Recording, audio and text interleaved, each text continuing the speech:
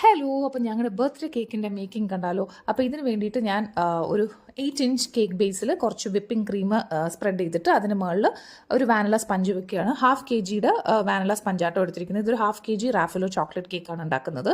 അപ്പോൾ അതിന് മുകളിൽ നമ്മൾ കുറച്ച് മിൽക്ക് സിറപ്പ് സോക്ക് ചെയ്ത ശേഷം വീണ്ടും കുറച്ച് വിപ്ഡ് ക്രീം എടുത്ത് സ്പ്രെഡ് ചെയ്ത് കൊടുക്കുക. പിന്നെ ഇതിലേക്ക് ഫില്ലിംഗ് ആയിട്ട് വരുന്നത് വൈറ്റ് ചോക്ലേറ്റ് ആണ്. വൈറ്റ് ചോക്ലേറ്റും പിന്നെ റോസ്റ്റഡ് ആമൻസും ഡെസിക്കേറ്റഡ് കോക്കനട്ട് ആട്ടോ ഞാൻ ഫില്ലിംഗ് ആയിട്ട് കൊടുക്കുന്നത്. അതാണല്ലോ നമ്മുടെ ആ ഒരു ചോക്ലേറ്റിൻ്റെ ഫ്ലേവർ.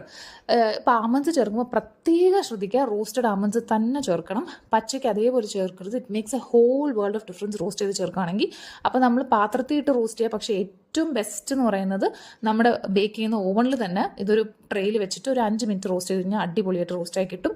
പിന്നെ അടുത്ത 2-3 ലെയേഴ്സിൽ സെയിം ഫില്ലിംഗ് വെച്ച ശേഷം കേക്ക് ഒന്ന് നമുക്ക് ഐസിങ് ചെയ്തെടുക്കാം. എൻ്റെ ഫിനിഷിംഗ് കുറച്ച് ഓക്കെയാണ്, എങ്കിലും കുഴപ്പമില്ല, ഞങ്ങൾക്ക് വേണ്ടിയല്ല. പിന്നെ ഞാൻ കുറച്ച് റാഫലോ ചോക്ലേറ്റ്സും ഫോക്സ് ബോൾ ബട്ടർഫ്ലൈ ഒക്കെ വെച്ച് ഡെക്കറേറ്റ് ചെയ്തു. അപ്പോൾ ഇതാണ് ഞങ്ങളുടെ cake. Thank you for watching.